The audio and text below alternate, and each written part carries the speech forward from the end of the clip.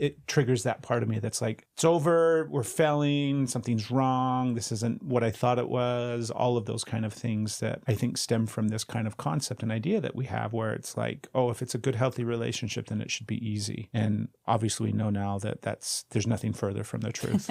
Our good, healthy relationship that we have today is something that we work at every single day. Just that expectation that hard things never come up, that either in your relationship that you're trying to figure out how to handle based off of your individual programming. Any relationship, shadows are going to come up.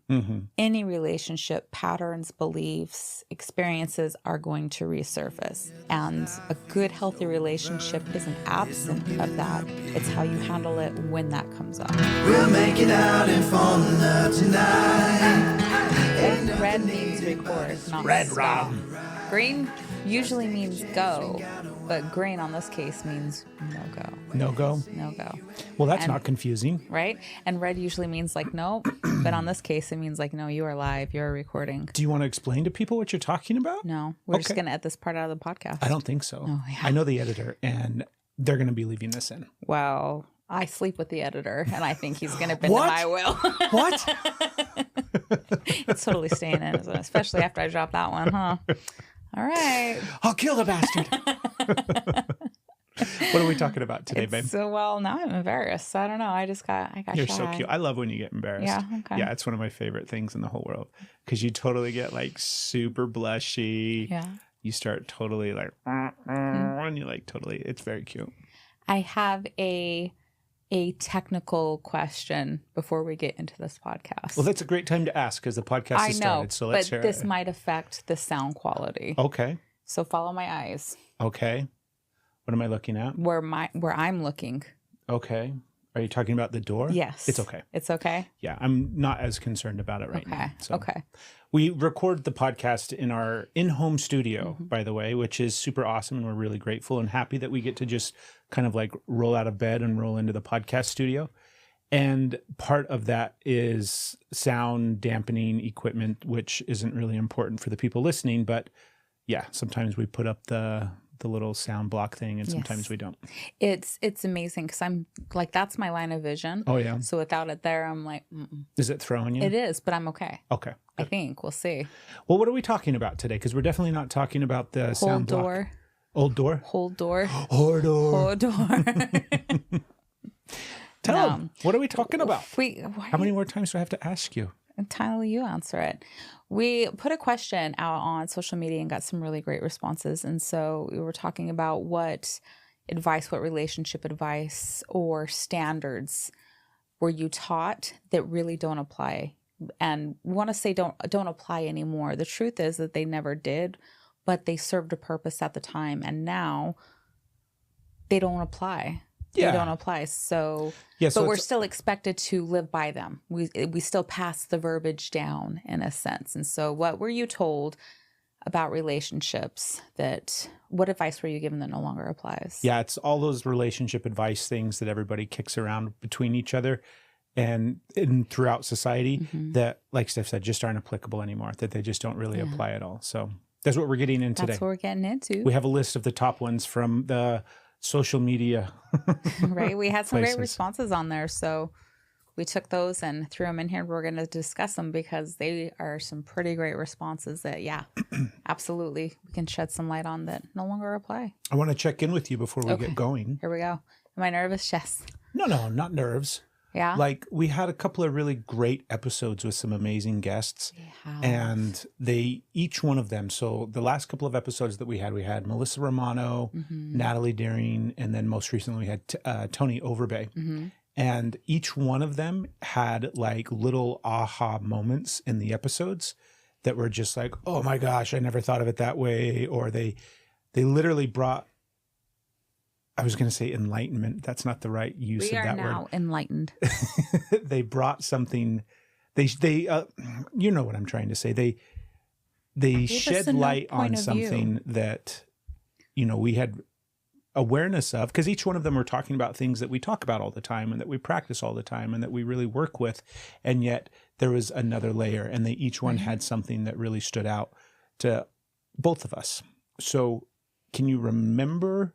I know, like, I'm not putting you on the spot here where suddenly you have to reflect, because that's one of the things that when you do a lot of podcasts like we do, it's hard to remember all of them. They start to blend after a while. But do you remember anything that stood out from any one of those 3 episodes that you've been sitting? You don't have to go back through all 3, but just something that stood out that you've been sitting with.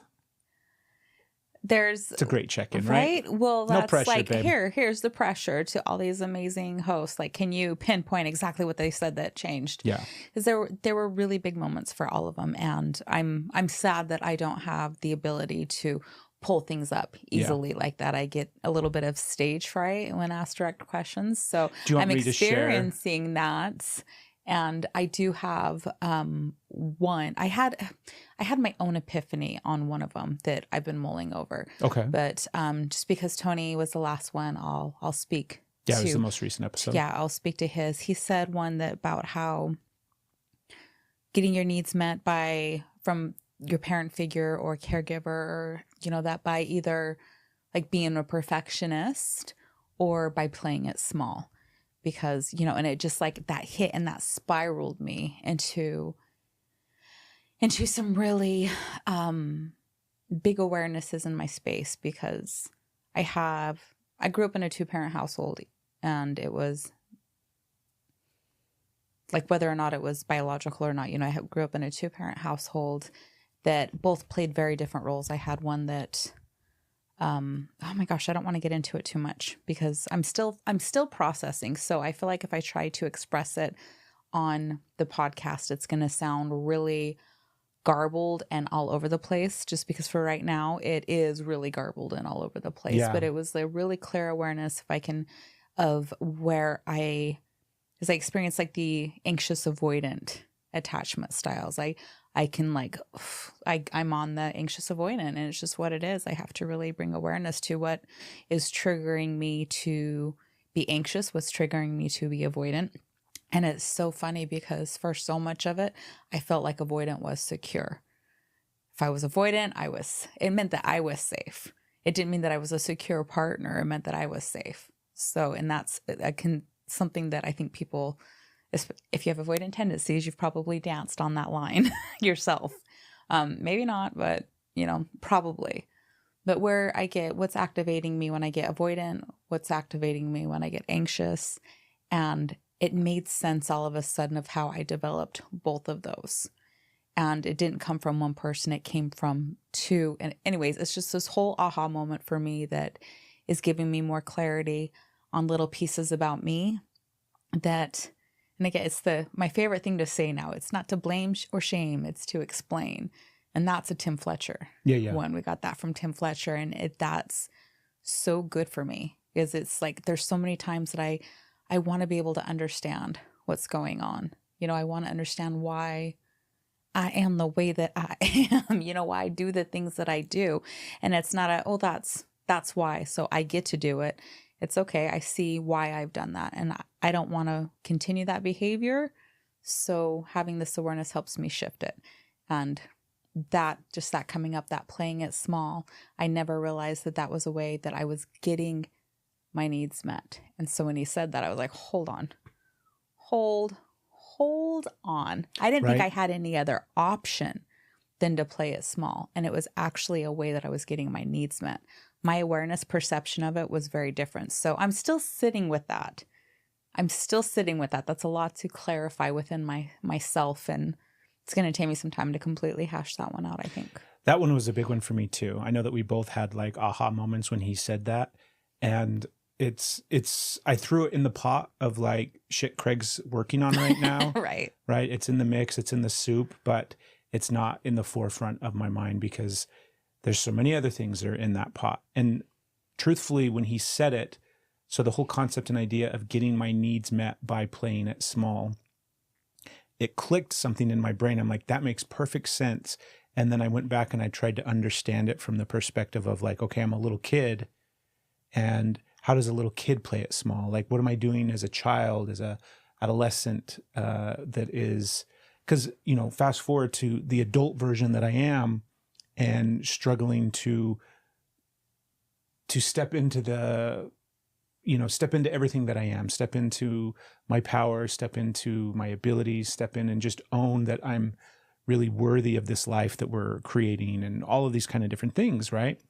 And having that be a factor is really, really, like, that's a big factor in our life. That's a big factor in my life.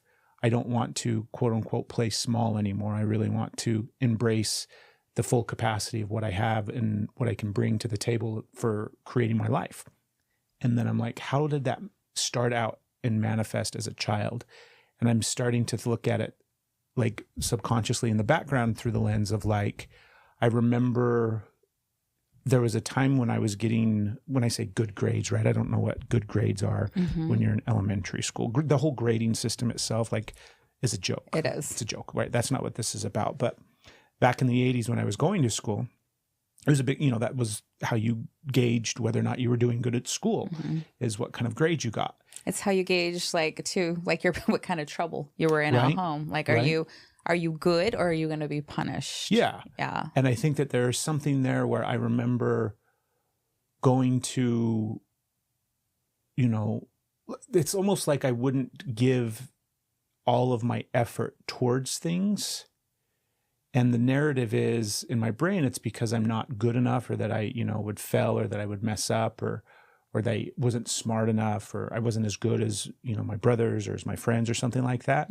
But I'm starting to process that through the unconscious part of like, okay, maybe that's the way that I was, quote unquote, playing it small, because that was how I would get attention from my mom, right? So that's how I would somehow get that need met, that validation of being seen, even if it is through a negative filter, because it's not like suddenly I was being celebrated for getting B's and C's, but at the same time, I'm getting attention by not achieving all that I could achieve.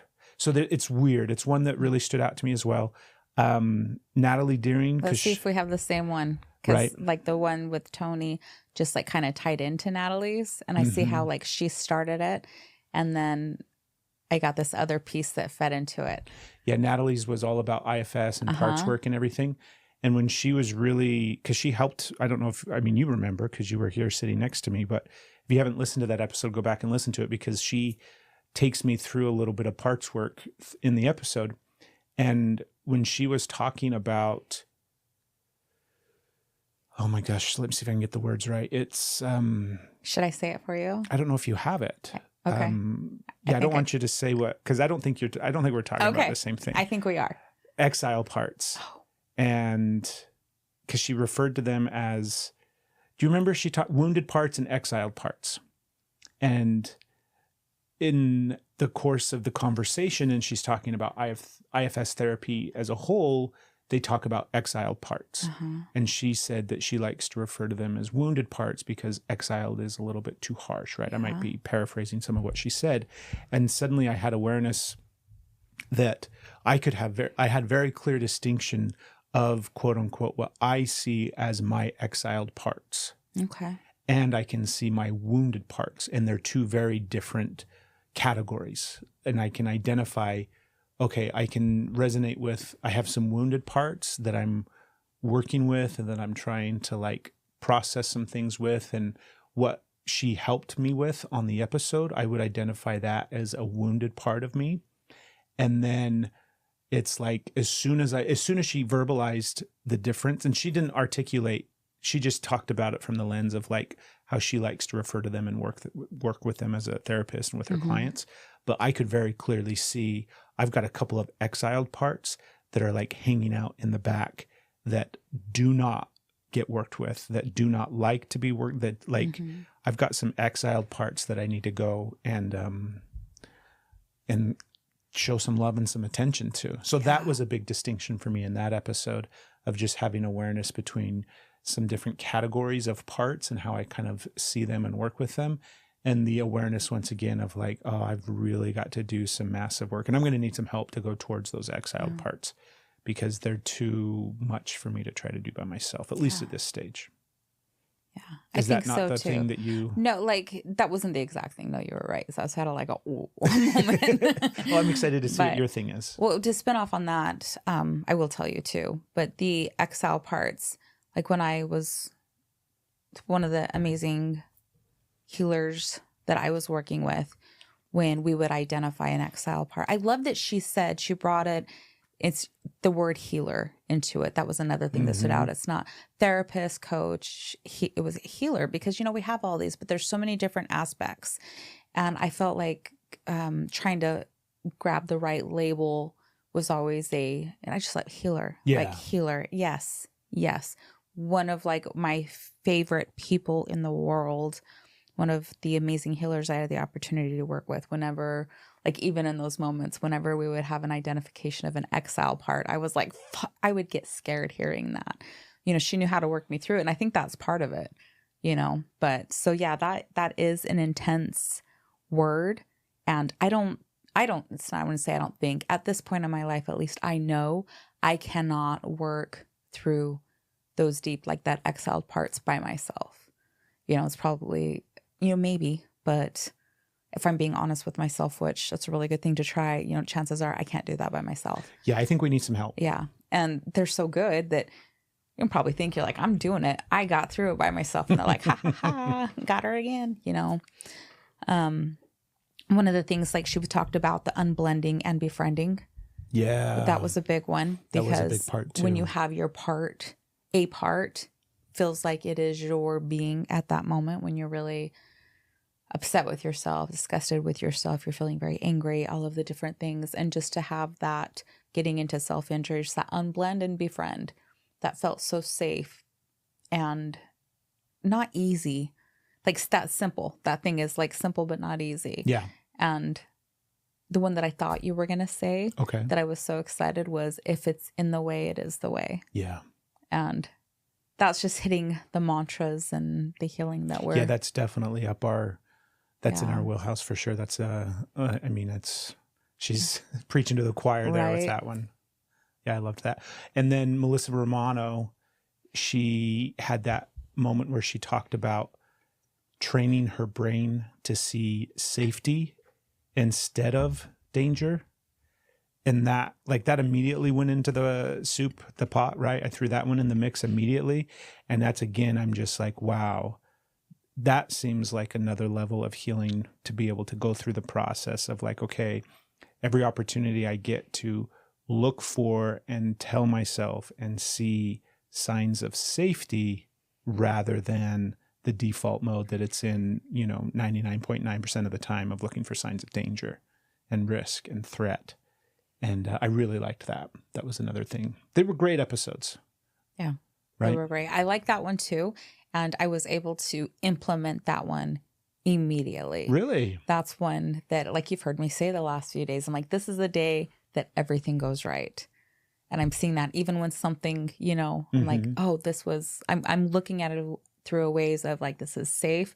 This is helping us. This is beneficial. We're being guided. And I say that with us because we're together so much. So but for me, it is, I'm safe. It's helping me somehow. I don't have to understand how being guided. And it's interesting when I start looking for the safety, when I start looking for the ways that things are going right. And you get to phrase that however.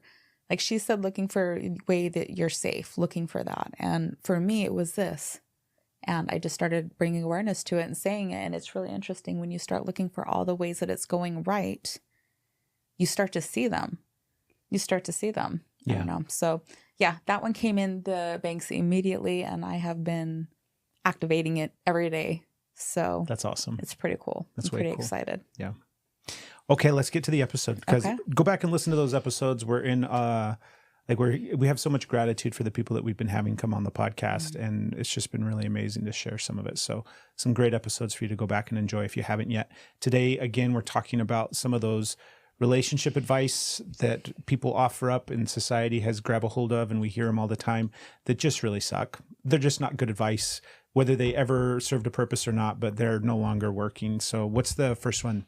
And again, this comes from, we posted on social media across Instagram and Facebook and TikTok, and we kind of gathered up and collected the ones that we thought were the best And that's what we're going to, not the best, the ones that,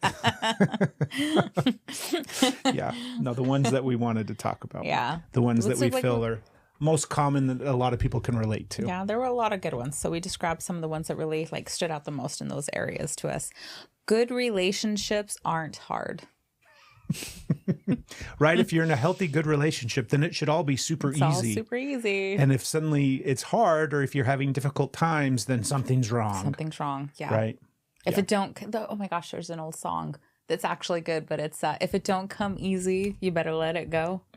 Because if it don't come easy, it's the Tanya Tucker. It's going back, which also Tanya Tucker's amazing, but it's an old Tanya Tucker song. I don't think I've heard that one. Yeah.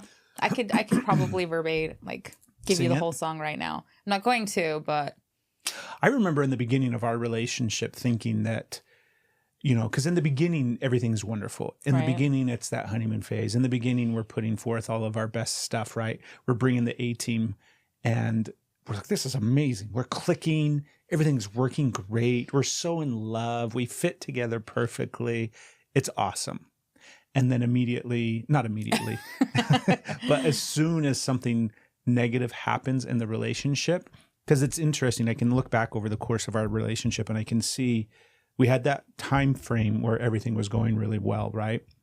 And then it's almost like external things started to creep in that would create some turmoil in our relationship.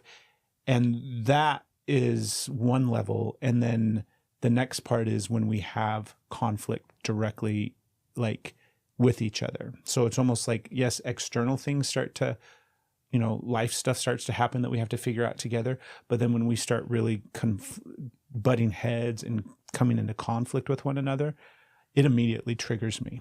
And obviously, but it triggers that part of me that's like, it's over, we're failing, something's wrong, this isn't what I thought it was, all of those kind of things that I think stem from this kind of concept and idea that we have where it's like, oh, if it's a good, healthy relationship, then it should be easy. Right.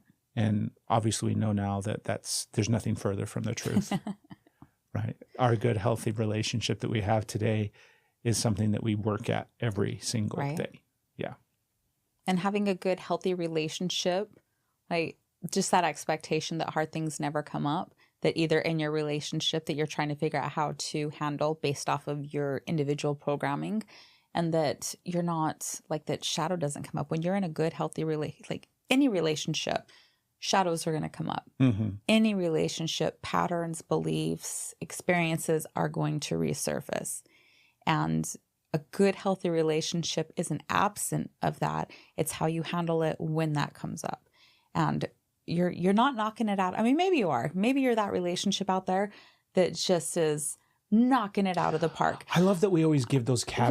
Well, I'm just going to throw that. Just because it's not in my experience and it's not in my belief doesn't mean it's not in somebody else's and it's not possible. I don't believe it. Right. I don't believe it. Yeah, two perfectly healed people do not come together. Especially when somebody tells you how perfectly healed they are and how there's zero issues. I'm like, good for you. I'm really happy for you. I just want to give you a heads up. I hope it's all of those things. Before this relationship started, I went ahead and healed everything and took care of all of my stuff. So I'm coming to the table clear and free of any drama. Yeah. Right. And like, I really wanted it to be that. And I really wanted to show up. So it very much felt like a personal failure when there was issues and when I handled things. And it was so funny because of my programming, right? When I messed up, it was my fault. And when you messed up, it was my fault. Oh. Yeah. So if it was like, if you had things that you needed to be accountable for and that we had issues in the relationship, it's because I wasn't loving you enough. I wasn't enough of whatever. And so it was just like, that was also a good dynamic for your shadow to be like, you're the problem, not me. Right. And so it's this whole spin out that I really, really struggled because it was so good in the beginning. And I thought doing it right. I've never experienced that. I've never had a relationship that was really good in the beginning. My examples were shitty and I'd go into shitty relationships because that was my, Interesting. You never had a relationship where you had like a nice little good honeymoon period? No. This isn't me being like, oh, look at your stuff. Like I'm genuinely curious. Even just like a week long kind of first date kind of. The first, It's okay if not, obviously. Well, like I got married young, and then you were who I was with after I was married. So I didn't have dating in between. Yeah. And so I had all these like teenage relationships. How old were you when you got married the first time? 21, I believe I was 21. I was younger. Good for you. I win. You do. Bam. So interesting. Yeah. It was just a different space. Yeah. So you never got to experience I didn't really that good little experience it. There was honeymoon always phase? chaos. There was always something looming. And, oh, that's not true. I can remember one. I did have a really good, sorry, dude. I forgot. So yeah. I know there's some dude out there listening. They're like, we had such a He's good like, time. Don't you remember Steph, me? don't you Dude. remember? We had 6 months of just beautiful stuff. Okay, so it was just a new experience for me still, and what I thought was a healthy way. I was an adult with this, and it lasted for right. We were so adult when we met. I felt the same way. Yeah. I thought, man, we're killing it. We're doing so good at the adulting and the responsible, the responsible thing. And yeah, not the case. What did I just say that shut you No, down? I'm just trying to remember what the question was. I got a little spiraled out there. That's okay. I think what's important to touch upon again is how important it is to recognize that if you're having conflict in your relationship, that's not a sign that there's anything wrong with the relationship, right? If you're going through some hard times together, that is actually how you build a strong, healthy relationship. And it takes all of that work in order for the relationship to become a strong and healthy relationship. Yes. They don't just happen because two people get together and then don't have any problems. Two people get together and then problems ensue so that you can heal them together and then create the relationship that you want together. Yes. I about took the podcast in a completely different direction. I digressed, and we were going to have a whole other podcast until I was sitting there. I'm like, that's not the point of this. Where were we going? Yeah, this one really leads into one of the other ones on the list was that marriage is the starting point, right? Not the end, right? It's not the goal to just get to the spot in life where you get married and then live happily ever after. That's the beginning of the relationship, right? The marriage is at least from, I don't want to say it's the goal, because there's another one on the list that talks about being in a relationship isn't the end all be all of life, right? If you're not in a relationship. But before we jump to that, the idea that, getting married is just the beginning. It's not the end. And that's where work really starts. And I think that it's important to think about it too through that lens of whether you're at the beginning of a relationship or the beginning of your marriage, even if you're at the beginning of, hey, we're going to start actually doing stuff in regards to like healing, we're going to start looking at our shadows, we're going to start processing some things. That is a great place to be. It's not something that I always think about it when I look back over the course of our relationship, babe, where all the things that we've had to go through were really, really difficult and challenging, but they got us to where we're at. And if we could rewind and be like, hey, guy, like if I could go back to Craig in 2015, right after we got married, and just be like, okay, the next 10 years of your life is going to look pretty crazy. And it's going to be pretty hard, like really hard. Like maybe some of the hardest stuff that you've ever had to do before, but it's all going to be worth it. And if you really lean into that with your partner, you're going to get through it. Like, I think it's important to know that good marriages take a lot of work. Good relationships take a lot of work. And it's not like I said, it's, what the person said, it's not the beginning. It's just where it starts. Or it's not the end. It's just the beginning. Yeah, that's where it starts. Yeah. Do you have anything you want to add to that one? No, I think you pretty much got it. What's just the like next? the tie-in was so good. And people are actually starting to get that concept, because you're seeing content out there where they're like, never stop dating each other. Mm-hmm. And so it's just like different ways to look at it, and saying that like you're still interested in your partner. You're still interested in what they're doing in life. You're still like, their wants, their dreams, their needs still matter. So does yours. Like, it's this thing of where you're still curious about each other. It's not like, oh, like they're just background. Yeah. They're just They're just there. Yeah, you have to prioritize the relationship. You have to prioritize your partner. You have to prioritize, supporting them and all of those kind of different things. Otherwise, it doesn't work. Yeah. Or it works just in a really shitty way. Yeah, we heard something recently. I think we heard it together. Where it's like oh my gosh, what was it? It's like where it's not working, but you pretend like it is, where you say it is. There was a phrase that we heard recently of where nothing's working, but you don't talk about it. It's just like dishonest harmony or something. Something like that, yeah. And it was just like that kind of stuck out of where it's like nothing's working, everything is on fire. You're just not talking about anything, and you're pretending everything is okay, whether with each other. Yeah, I think not. that came from whether it was on TikTok or Instagram, there was some reel where, somebody was referring to it because they had heard about it on another reel. They had heard, so that's why we're also like trying to. We're game playing of telephone. Yeah. Playing the where it's this term came from, we have no idea exactly what it is, but it was that concept of, people pretending like everything's okay when it's really not. And that is incredibly common in relationships and in marriages. And it's in like the context that it was in, that we were watching the reel about. They were referring to it from like a family dynamics perspective, where you'll have toxic parents that are frustrated and upset with you because you're no longer playing that game. Like there comes a point where it's like, hey, everything's not okay, and I don't want to pretend like it's okay, and I don't want to just stay in this little harmonious place of, negligence and burying our head in the sand. And I know that, we've gone through phases like that in our relationship, I think, where we weren't really dealing with the things that needed to be dealt with, and we were just pretending like it's either going to take care of itself or go away, or we're just not going to look at it and deal with it, and we're going to stay up here on the surface. And turns out it didn't go away. Yeah. We just wanted to take a moment and hit pause on this episode and thank you so much for listening. We have a goal of reaching over 1 million people, and we need your help to do it. If you could take a moment, go to YouTube, search out Steph and Craig, and hit subscribe, that would help us a lot. Also, if you shared the podcast, maybe even this episode, that would help us reach our goal.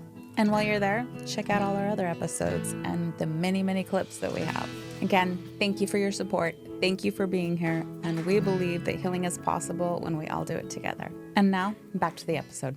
What's the next one up on the list? Is if your relationship ends, you've failed. If a relationship ends, you've failed. This one's hard for me. Okay, tell me. Because I agree with it completely. Like it's not hard for me because I'm like wanting to argue it and play devil's advocate. I agree completely. And there's a part of my brain that still sees it sees it as failure. That's when you still struggle with. Yeah, still sees it as like I did something wrong, and truthfully, I think that program for me comes from the place of thinking that it is my fault, right? That I am always the one that sabotages it or ruins it or does something wrong, and so it's like the opportunity to correct those wrongdoings as opposed to just acknowledging like, yeah, that's not a failure. Sometimes relationships they end, right? I've had a lot of relationships that have ended, right? And that's not a bad thing. Yeah. You're like, we have so many relationships in our life, different kinds. And I think that this one applies. It's not just to romantic relationships. I think this one applies to friendships, to coworkers, to any type of relationship that it's either you made it work and now you're lifelong whatever, or it's a fail. Like somebody's messed up, somebody's been betrayed. It's a failure instead of like people just like it's the reasons. That one? That's it. I love that. I was going to say, you've got a thing, right? It's not mine. It's not mine, but I say We heard about it on a TikTok reel on Instagram. Somebody was saying it about somebody else. Go ahead. It's people are in your life for a reason, a season, or a lifetime. And it's such a freeing thing to feel like you don't have to. I learned like holding on to everything. You're supposed to hold on and you do whatever it takes to make it work. And this will go into another one, but you do whatever it takes to make it work. It's the stand by your man. It's the stand by you always, always, always give everything, expect nothing. And like, they have to work. They have to work. And if they don't work, then cue the abandonment, cue the everything. You're alone, you're being just abandoned. It's all of the ways. I'm doing a terrible job at expressing it. I don't think you are at all, Ben. That was definitely an understanding that I had. It was like people are supposed to be there and stay. And when they don't, it's loss, which is really, really funny kind of to think about that. And not in a mean way, because again, but everybody you're supposed to meet is supposed to be in your life and never leave. Right. Like how could that possibly, that's impossible. How could that work? Yeah. The intellectual side of me is like, oh yeah, of course. Right. Yeah. And then there's the other part of me that's like, I'm the worst person ever. I'm the worst friend ever. I've let friends down. I've got friends out there that like are still like, what happened, Craig? We were such good friends. Where did you go? And that's the narrative that I tell myself, right? Not that friends are sitting out there mourning the relationship, but that I failed them and that I failed the friendship. Yeah. And that, because I do struggle with that dynamic of thinking that, especially when they're really good friends, I think this one lands for me more with friends than, because there's some exes that I have that I'm like, yeah, it's probably best that they're not in my life in any way, shape, or form anymore, right? There's definitely some of those that's like, there's a reason for that one. Haven't figured it out yet, but I'm glad that they're not hanging around. There's probably some exes that maybe shouldn't be in my life anymore. It's one of the really nice things about now living in Tennessee, where I don't have to fucking panic that we're going to run into an ex-girlfriend live in Walmart. Texas, and that's why you hang your hat in Tennessee. Yeah, that's a nice thing. What happens when you run into an ex? Something uncomfortable happens. Right. It's awkward. Yeah. Yeah, especially when there are some of those that, didn't end well, that are difficult. But back to the friends thing, right? I can relate more to it from that lens. And it's really challenging for me. I have a list of friends that I'm not really friends with anymore. I'm not in contact with them anymore. I don't have, quote unquote, any sort of friendship or communication with them anymore. And I carry guilt for that. And I'm constantly running through that. Not constantly, but I'll have like the greatest hits of friends that I have lost contact with. And it's almost like I don't even know if grieving is the right word. Some of those relationships I needed to grieve, but I didn't allow for that friendship to have its natural course and come to an end, at least within my own thoughts and my own feelings and my emotions. So maybe there's some work there for me to just go like, I loved that guy. We had a great friendship. Everything was amazing. And it served a purpose and a time. I might not understand it totally for all that it was, but I can see it for what it was. And I can just, wish them well instead of constantly being like, I need to text them. I should really reach out to them. Because you'll see it. Like you'll see something, you'll see a post of theirs pop up on social media and you'll be like, oh yeah, I need to send that guy a text. I need to reach out and see what they're doing. And then you never do. And then the weight of that and the narrative of that is that I'm failing in some way. I'm a piece of shit.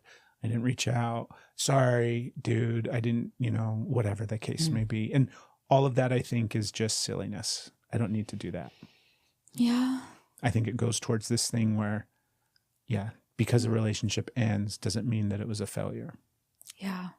I see that. But I do, because you just brought up on how, and there's two friendships that have ended.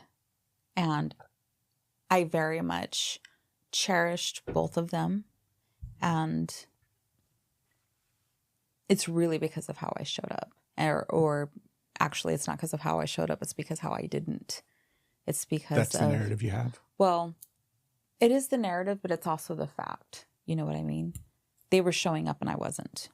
And I had excuses. Sometimes it was fear. Another time I used money as an excuse. I didn't have the money to.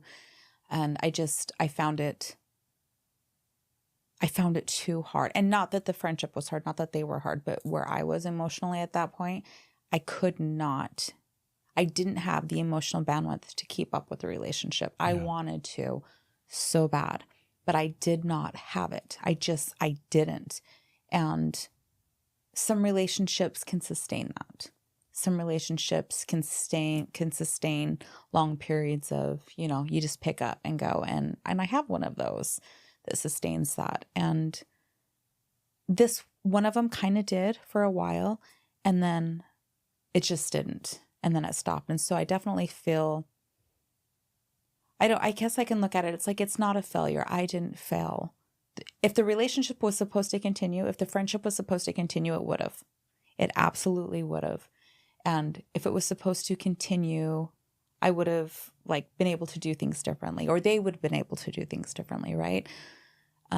So I know it was a season, right? One was a season. But I'm going to remember them and hold so much love for them for my lifetime, even though I don't get to express my love to them. And one I've kind of like, I put a bit, two of them actually, I put a bit out and I got, I don't know how to say it. I guess it's not what I'm ready to talk about, but I definitely feel that failure aspect of it. If a relationship doesn't, to some point, I haven't felt that with a partner though. I've never felt like, well, I failed at that. That's not true. When I first got divorced, I struggled with the fact that I was the only woman in my family that had got a divorce. Interesting. I struggled with that for a minute because I felt, and then like other women started doing it, but I felt like I've been witness to a lot of bad relationships and they stuck it out, right? And then I just felt like I've let everyone down because I didn't figure out how to stick it out. But that was short-lived. That's on the list too, right? The divorce isn't an option, right? I think for a very, very long time in culture and in society and everything like that, it was like, yeah, we don't even talk about divorce. You don't even say the D word. It's just not an option. And yet we know that the divorce rate is so freaking high and that relationships end in divorce oftentimes, but the guilt and the shame and everything that comes associated with it, as opposed to looking at it, not to say like I think if you and I had moved into our relationship or gotten into our relationship and but thought in the back of our minds, well, we can at least get divorced again one day, right? Then it probably wouldn't have worked. I knew that I didn't want to ever get divorced again. It was so shitty. It was so challenging. It was so difficult. It was one of those things that just really, really sucked. I didn't want to ever do it again, which meant in my brain, the way that my brain processes that was like, cool, don't ever get married again. And then you won't ever have to get divorced again.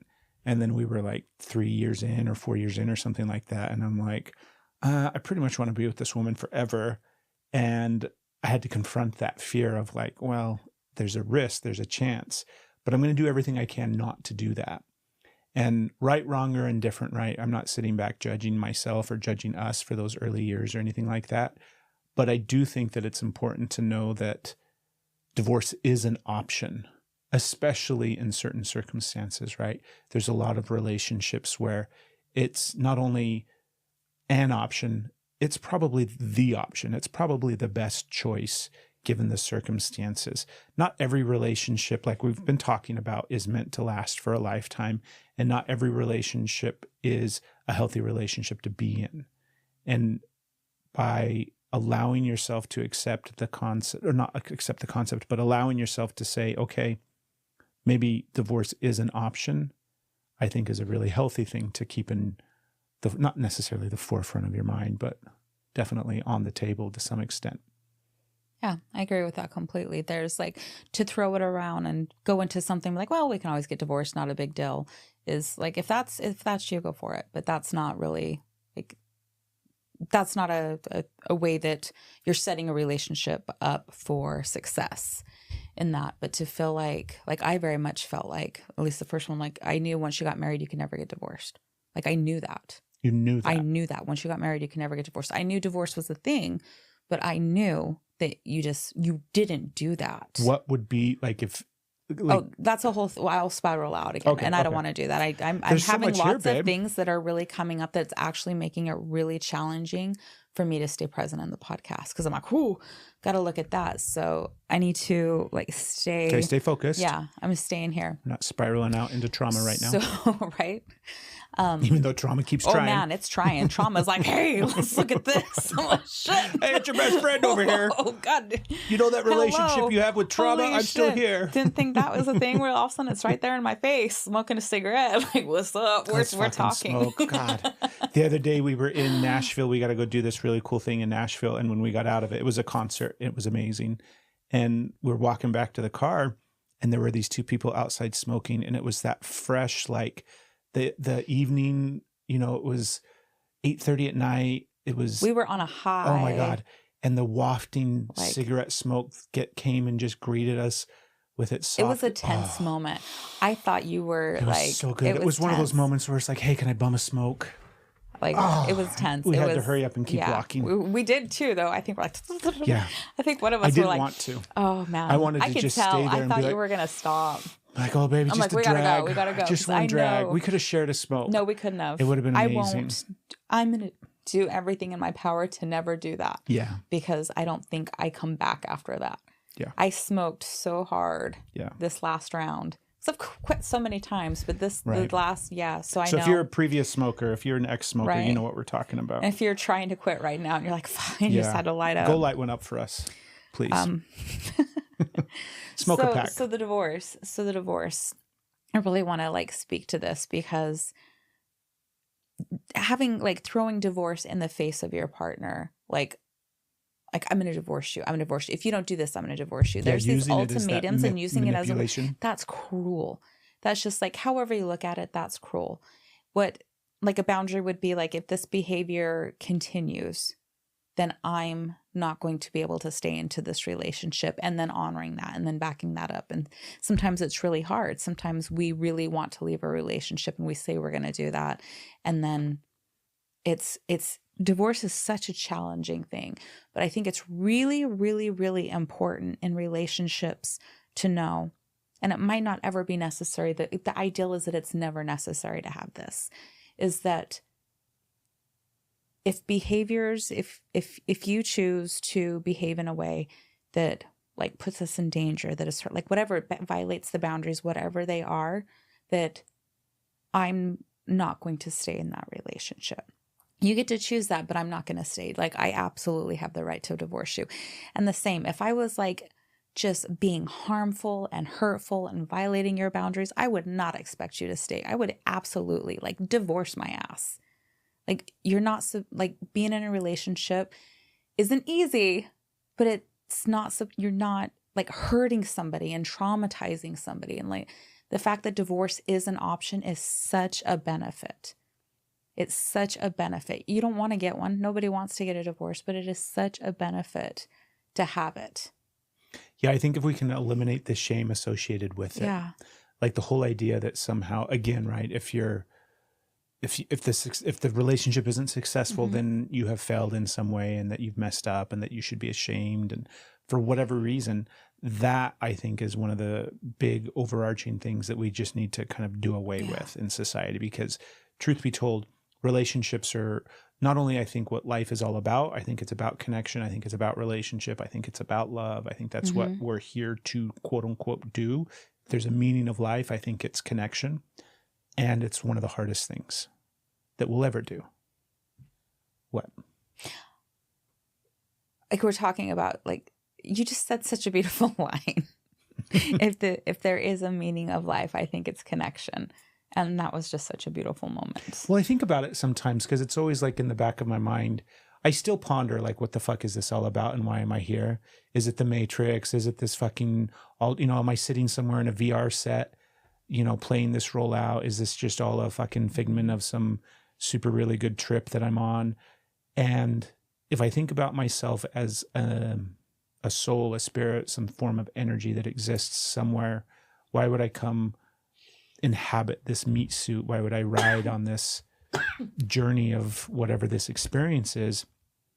And it's because I think it's because of connection. It's because of the love that we experience specifically in this human body with this heart and these emotions and all of these kind of different things. Because And it's not just you and me. It's not just the love that you and I share, but the love from our children, from our friends, from family, like just the love of being alive and connected to other people, I think is what it's all about. And I think that's why we're here.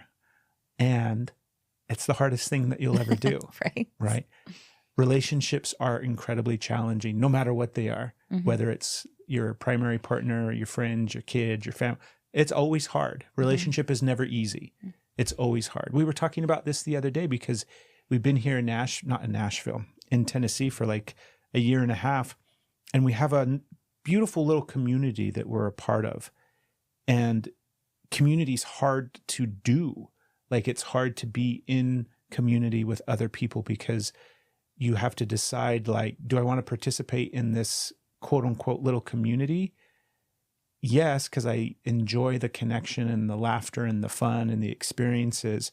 But then it's also comes with, like, people are messy. You have to deal with, like the more you learn about people, the more you learn about people. And then that means I have to make some decisions about where my boundaries are and how I want to be in relationship with other people in this community.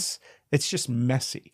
It's messy. And it's also awesome. Yeah. And with it being messy, there's also times that you have to figure out how to handle emotionally and how you're going to show up when you're the messy one.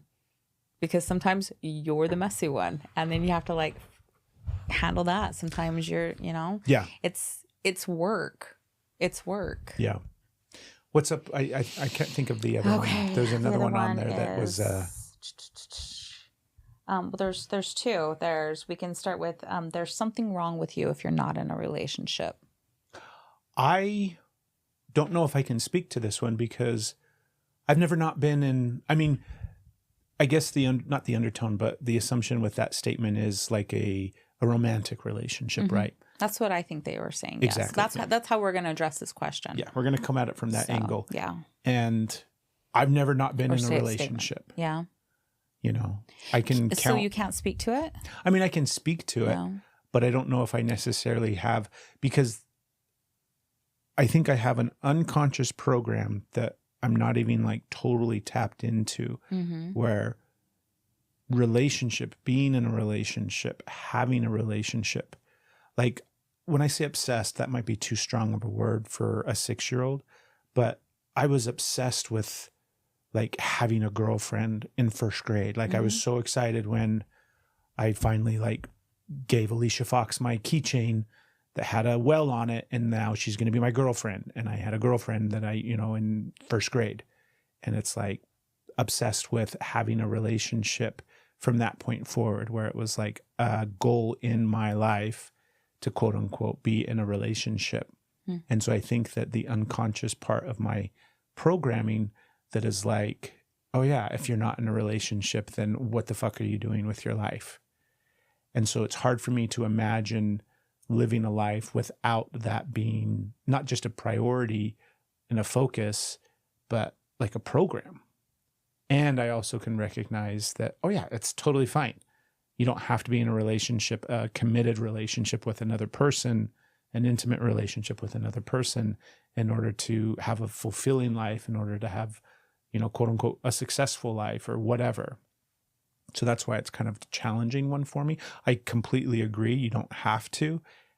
And I'm not saying like the flip side, and I think you have to be in a relationship. I don't think you have to be in a relationship in order to have a happy life or to have a fulfilled life or to be content with your life.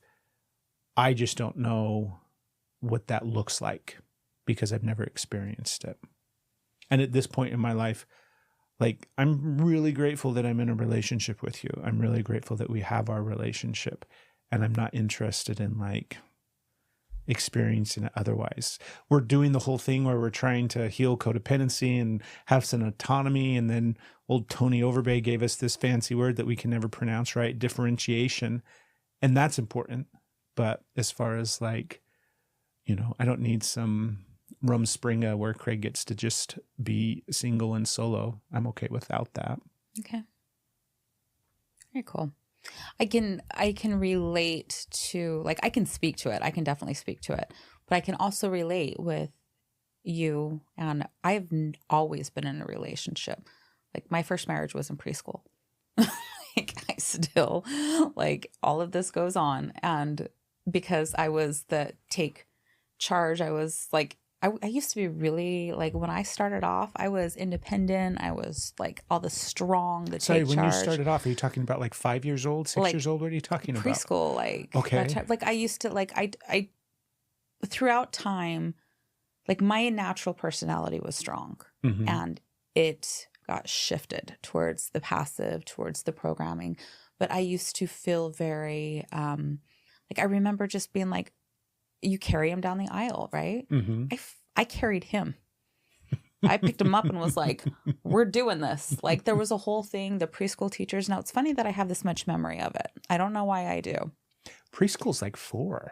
Yeah, 3, 4, something like Yeah. that. Yeah. So I still have memories of preschool and daycare, which is funny because then memories stop. Mm. And then it's really, really hard to have memories after that. So, you know, I know we can pinpoint that, but we're not talking about too much trauma right now. Stuff's already activated. We're moving Right. on. Maybe that's why we were supposed to hang up the thing in front of the door so that trauma didn't come in here. Right? Right? It was the trauma guard. Yeah, it's not just for sound. Just like it's a We whole needed new to way block to view trauma. a dental dam. Just View a dental dam. Oh, baby. I love your fucking humor. It's so good, especially in these moments of like, you just got trauma out of here by making a joke. Anyways, back to your preschool wedding. Let's hear about it. I'm so excited. so I've What been was in a his name? relation. I'm not saying that. I don't name drop. Okay, Mr. Name Dropper. I don't do that. Name dropper. So I remember his name, but I'm not doing that. Yeah. Out of respect for anyways. your first husband. Thanks for tuning into this episode. Whether you're listening to us on Apple Podcasts, Spotify, or any of the other many places where podcasts are available, take a minute and hit that subscribe button. We have a goal of reaching over 1 million people with this podcast, and we need your help. So if you're feeling extra generous, go ahead and leave a review, give us 5 stars, and then share your favorite episode with someone. All of these things help the podcast grow and expand and reach more people, which also helps us get better and better guests so that we can continue to bring you great episodes week after week. Thank you both for listening and just being you. We believe that healing is possible no matter where you're at on your journey, and we all do better when we heal together. Now let's get back to this episode. Okay. So I've been in relationship my entire life, and I knew like marriage was the goal. Marriage, very much it was like in my brain that you are not worthy unless you are in a relationship. And I would be in a relationship with anybody. And I was in a relationship with it because I'm worthy. Somebody loves me. You have to be in a relationship. If you're not in a relationship, then it's because nobody wants you. It's because you're not good enough. All of that I was programmed with, that I fucking bought into, that is bullshit. And I know I'm where I'm at in life. I'm not saying like, I know that things happen. I know like I've learned lessons along the way, all of that. And I am so grateful. I'm not interested in being single. I am very happy, like with you. I want to know more of my autonomy, and that's coming up. Like we're figuring out more of that differentiation. I've been practicing that word, like that unbinding, that codependency, unraveling, getting to that interdependent. And the more that I'm feeling that, I'm getting excited as I'm figuring out me. Things would have been very different. And if I didn't have that belief that I had to be in a relationship, that I had to be, what is the word, that there's something wrong with you if you're not in a relationship, that things would have been very different if I would have known that I didn't think that I had to be in a relationship. What are some ways that you think it would be different? Because I wouldn't have been in some really terrible relationships and accepted so many terrible things happening. Like this is my perspective, right? Yeah. Like I recreated my parents' relationship over and over and over again. And as long as I was in a relationship, I had value. And if I didn't believe that, then there would have been a lot of me that I would have got to know along the way, instead of having the, who does this person want me to be? And not everybody has done that. I understand that. Not everybody has done that, but I sure as shit did. And that's what I can talk about. I didn't really get to know me throughout my life because I was taught me was not good enough. Me was a mess, was a wreck, was stupid, was worthless, all of the things. And what was important is who I was for somebody else. It's how I made somebody else look. It's how I took care of somebody else. So I never got to know me. I got to know who this person wanted me to be. And I had to be like, it's just, and anything to get me out of my house was just, so it's this whole convoluted thing. So when I hear people that are starting to realize, like, you don't have to be in a relationship, you don't have to be in a relationship, you don't have to have kids, like, kids are wonderful. I'm so grateful for ours, but I would, this is what love is. This is what love is. When you get married, you have kids. That's what you do. And never would I say to our kids, well, you're not going to know until, you have to get married. I think there was a while I would have. But it would never be like, you just need to have kids. When are you going to make me a grandma? Fuck that. Like, do you want to get married? If you want to get married, get married. If you don't. Like, you don't ever have to get married. You don't ever have to be in a relationship. You don't ever have to have kids. You get to do what feels right for you. It doesn't change your worth. It doesn't change your value. It doesn't change who you are. Does it change your experiences in life? Absolutely. Are there experiences that happen with a partner? Are there experiences that happen with children? Are there experiences that happen that you don't experience? Yeah. And vice versa. You experience things when you don't have kids and when you don't have a partner that, they're not really getting that same space. So there's just a whole bunch. Your worth has nothing to do. There's nothing wrong with you if you're not in a relationship. You're going to experience things differently. You're going to have different experiences, and different parts of your shadow are going to come up in different ways. It's going to be held. Things are going to be different, but it doesn't mean there's something wrong with you. That's my rant on it. I think it's important. First and foremost, thank you for sharing all of those thoughts and those your experience. I also think that this programming is one that comes, I think, a big part. I mean, because we're always unpacking the programming that we got from our parents, from our family, from those dynamics of the house that we grew up in and everything like that. This one feels like a societal program. Yes. This one feels like one of those things that's built into the infrastructure of society, where it's like marriage, children, like, you have to be in a relationship. That's the progression of life. That's, what else are you doing with your life if you're not moving in that direction? And I think it's based off of wherever, right? I don't know where it began or where it started. I think there's a part of it that probably comes from I'm always thinking about things as far back as I can kind of imagine, and from a evolutionary standpoint. And if we're not procreating, and if we're not, do you know what I mean, doing all of the things that we need to do in order to make new humans, then we don't sustain ourselves as a species. So I can see that, like, there's some probably aspect of it, but over time, it's convoluted out into this new thing where it's just not real anymore. It's not healthy. I mean, we've got 8 billion plus people on this planet. Like, if a few of us don't go through the process of having relationships and making children, I think we're going to be okay. It's not the type of thing where we have to always be procreating in order to be not only healthy, vibrant parts of society and culture, but it's just not necessary. The last one on the list, there's no particular order, by the way, too, right? This wasn't in any particular order, but the don't go to bed angry. Mm-hmm. I love this one because we did that forever. We would stay up fucking fighting and arguing and having just the most long, drawn out experiences until we would just collapse into like some semblance of like, well, we made up, let's go to bed, and pass out, and then wake up the next morning and nothing was solved. We didn't really make up. We didn't fix anything. We just like beat ourselves into submission in order to kind of fall asleep. And I see it so differently now, where, yeah, go to bed angry. And the argument, like the counter argument to this one, I also feel like is another, it's not necessarily in relationships, or it's not necessarily only about relationships, but the idea that, you know, if you go to bed angry, that person might die in their sleep. And the last thing that you said to them was, fuck you, or, you know, you had a fight and then that person dies, goes out to the door and goes to work.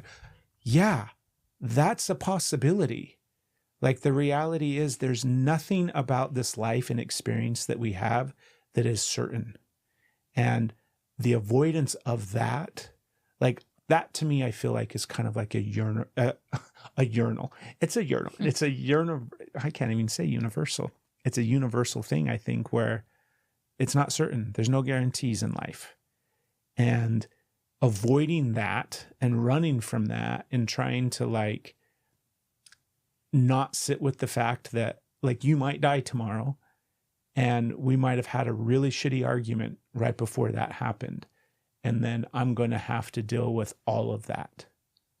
That's, you know, I would much rather you and I be like, because the reality is you're not going to die tomorrow. The reality is we're going to fight, we're going to argue, we're going to go to bed upset and frustrated. And when we wake up in the morning with some sleep, with fresher minds, clearer hearts, we're going to have the ability to kind of remedy the situation or the problem. It's the same thing where we push pause on arguments all the time and conflict all the time, because we've realized over the years that it serves no purpose for us to stay in those activated moments, just spiraling together in chaos. So I'm a big proponent of going to bed angry. I'm a big proponent of being like, yeah, we're not talking about this anymore. I'm going to bed. We'll deal with this tomorrow. It's still challenging and hard, but I think it's the healthy thing to do. I think continuing to stay up and fight and argue about something just because you're afraid that somebody might die in the middle of the night, I think is a unhealthy thing to do. What do you think? I have so much to say. Like, here we go. Here we go again. I'm loving everything that you're bringing, by the way. Yeah, thank you. I know that you're in the feels of a lot of stuff and you're trying to navigate it all, but you're bringing a lot of really good stuff to the table, babe. Thank you. Yeah. So keep sharing. What do you have to say about going to bed angry? Go to bed angry. And for just like to pinpoint the start off, the next thing, remind me if I forget horrible things. Say that if I forget. Copy. But go to bed angry. And yet your argument of, like, what if they die, right? That can happen at any time. Like, not to be morbid here, but that can happen at any time. So why isn't it like, don't fight ever. Don't fight ever. Like, don't fight in the middle of the day. Like, don't hang up like the phone. Don't get off the phone and fight. If they're at work, they can't go back to like, you have to keep going because they could die on the way home. And there's, you know, I might have just sparked fear in somebody, and I'm really sorry for that. But the truth is that that's like, it's always, there's something, we all have a day, right? We all have a day, and there is a time that's going to come up. But if you're like, don't fight with them because what if they die? Like, there's some things to look in there. There's some things, of course, we don't want our last interaction with somebody we love to be a fight. Of course, we don't want that. Of course. But if you go to bed fighting, like, you don't go to bed angry, right? If you keep that going like we did, like so many people did, chances are, I mean, there's times you resolve it. There really are. There's times you resolve it, and that does happen. But the more tired you get, the more activated you become, the less in your body you are, the more in your lizard brain that you are, the less you're hearing things through anger, you're hearing things through trauma, you're hearing things the way that maybe aren't. You're actually prolonging a fight when you stay in it in an activated state, as opposed to letting your body get rest, letting your body get sleep. There can be agreements beforehand of like, we're not vibing right now. I'm really not happy with you. You're really not happy with me. I still love you. I love you, and you love me, and we're going to get up in the morning, and maybe we continue, maybe we talk, however. But one of the things that they had said on there was that what if, you know, you fight the last thing and you don't. The last thing that they heard was the horrible things that you said to them. Mm-hmm. And then mine is like, why are, like, it doesn't, like, that's a different kind. Why are you saying horrible things? Like, we've all said things we don't want to say, but being in an argument with your partner, being angry at them, isn't the green light to now unleash all of these things, to say horrible things to your partner. So if your fights are where you're unleashing and saying terrible things, then that's something, you know, to look at. Do you want to say that to them anyways? So it's just this, like, being in an argument, being angry doesn't mean you're being toxic. And if there's toxicity, which we've had toxicity in our relationship. We've had some ugly fights. Yeah, we've had some ugly fights. We both have said things. So I'm not sitting over here like, who do you think you are if you're having this moment? Like, we've been there. But that is something to look at. That's a separate issue. That is something to look at, how you're showing up in relation with your partner. And if you're in that level of activation, it's probably a really good idea to disengage at that moment. That's not a time to push farther. It's like there's some regulation that needs to take place there. And I know for a lot of people, when you're in that level of activation, to try and like pause and regulate feels scarier than staying in the fight. Sometimes it feels scarier to pause, even when you're not in that level of toxicity. Just when you're in it and somebody pushes pause, it can feel really scary. So finding where you're at, what can you do for yourself in those moments? Being okay with them being angry with you, being okay with you being angry at them. You know, there's just different levels. There's so much to unpack here. But I guess the end is it's okay to go to bed angry. It's okay to go to bed angry. We're not saying it's okay to be a toxic person to your partner. It's not like one of the things that we've done that I'm really, really grateful for, and we don't always nail it right.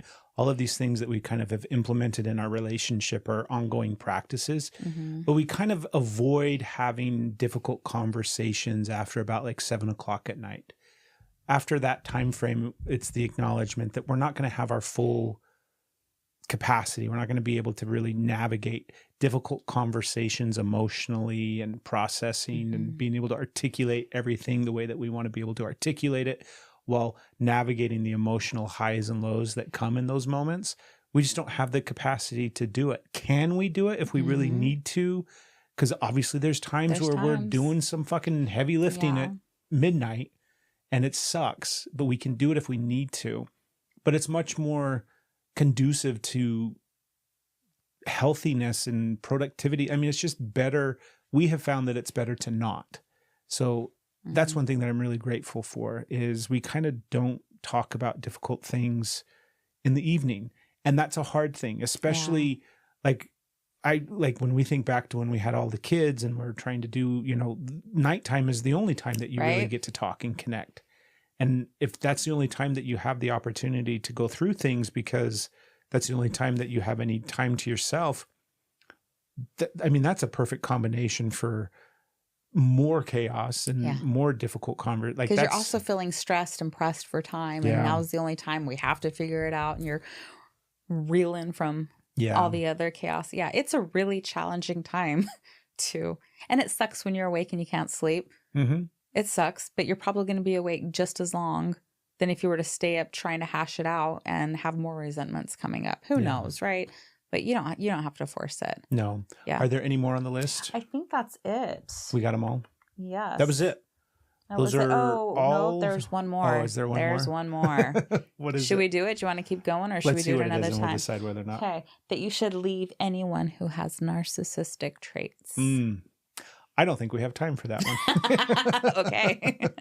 No, I think that one it's not to say we haven't talked about that, but I mean, we've done some episodes recently. The Tim Fletcher episode, we talked about some narcissism with Tony Overbay. It's a conversation that we have on the podcast on a regular basis. It's something that we talk about and we're going to continue to talk about because I have narcissistic traits. I have narcissistic traits. Right. We have those things that we're trying to shift and change and heal from. And one of the things that I really liked with Tony was framing it through the lens of emotional immaturity rather than just narcissism or narcissistic traits. And, you know, there's people that hear that and think that it's just gaslighting and we're trying to excuse away behavior of narcissists. And it can be that. Yeah. You can absolutely say definitely that. do that. But that's the idea is that if suddenly somebody...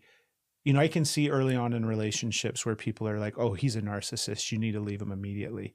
That might very well be the case. And they might be displaying some really narcissistic traits or behaviors. That doesn't necessarily mean that they're not the right person for you to be with or that you shouldn't be in a relationship with them. And that's not excusing away all the different things. Like you always have to have these big caveats when you talk about narcissism because it's such a buzzword right now with people. And I'm looking forward to the day where it's just on the spectrum of emotional and mental health that everybody's trying to navigate and go through. That's how I see it. I don't see it as like, oh, a red flag. Yeah, it's kind of like what's the mix of green and red? Brown. It's a brown flag. I don't know. I'm kind of like, what do you see it as? I mean, you got to be aware of the red flags. Yes. But it's not like because you see one red flag, you cut and run. because, guarantee, it's We're also, a perfect example. We are. We had so many red flags in the beginning of our relationship that if we would have just been like, I'm out of here. Right. We wouldn't there's have gotten to also this point. Red flags at the beginning of other relationships where if I would have listened to it, it would have been a better choice. Right. So just because somebody has narcissistic traits does not mean that that's your key to go. However, there's different levels.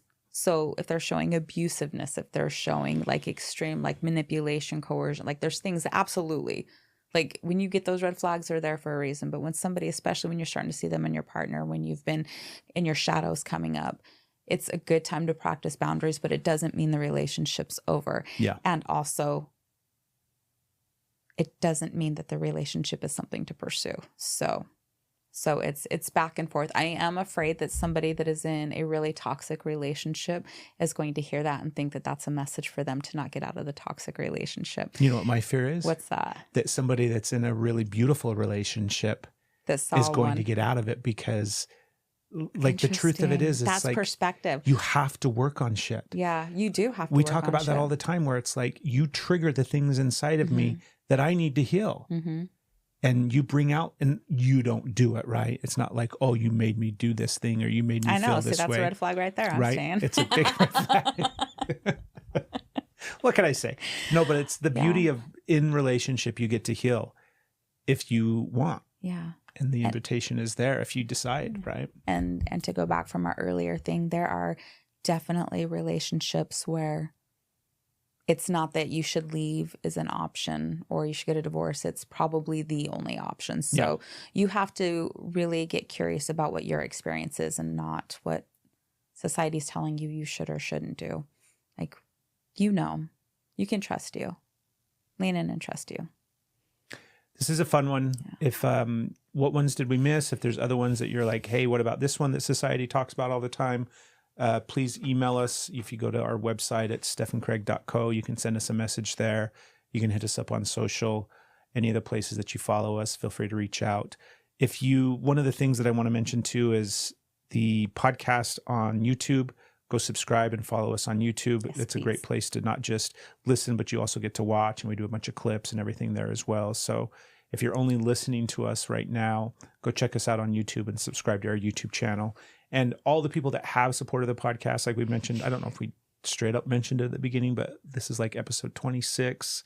We're coming up on a few months of doing the podcast. It's going really well. Yeah. We're having a lot of fun. We've had some great guests, and we've got some really good guests coming up as well. So thank you, everybody that supported the podcast. Thank you, everybody that's done those things like rated the show, left us a review, shared episodes. All of that stuff really helps. And one of the things that I don't think we talk about enough, this is our dream. Like, we're living our dream right now of being able to create things together, work together, share our experiences with all of you. And we're deeply, deeply grateful that, you're out there liking it and following it and listening to it and benefiting from it. And we love hearing about it. So if you enjoy the podcast, please share it with somebody. We love hearing from people when episodes really land for them and the things that really resonate with them. And just genuinely from like the bottom of our hearts, thank you so much for all the support, because it means the world to us that we get to do this.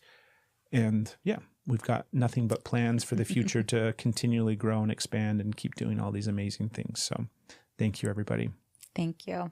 Expect the best, babe. Plan for the greatest. And we'll see you all We soon. got a wild ride. Wait and see, you and me. We were meant to be. We want to make something perfectly clear. This podcast is intended for entertainment and educational purposes only. It is not intended to be used as a substitute for professional advice. We're sharing with you our own personal experiences and insights, things we have found to be helpful on our healing journey. But we are not licensed therapists. If you need help, it's important to seek out a qualified professional. Remember, we believe that we all do better when we heal together. See you soon.